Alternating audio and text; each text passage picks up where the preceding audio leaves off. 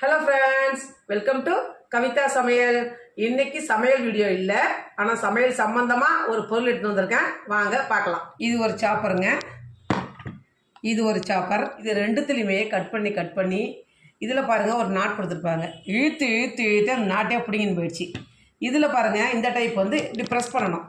சரியாக ஒரு டைமில் ப்ரெஸ் ஆகாது. இது நம்ம என்னடா பண்ணலாம் இந்த சாப்பர் வாங்கணும் அப்படின்னு யோசிச்சுட்டே இருக்கும்போதே அதுக்காக நான் ஒரு சாப்பர் வாங்கியிருக்கேன்.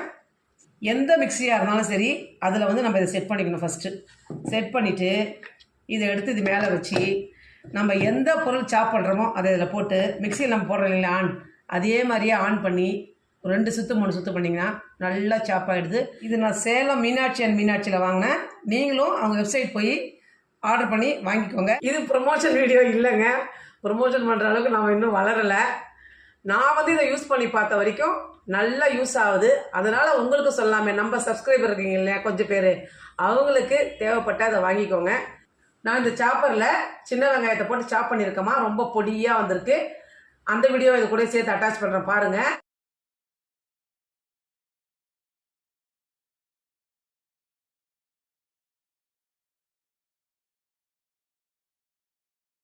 இந்த வீடியோ பிடிச்சிருந்தா லைக் பண்ணுங்கள், ஷேர் பண்ணுங்கள், கமெண்ட் பண்ணுங்கள், மறக்காமல் சப்ஸ்கிரைப் பண்ணுங்கள்.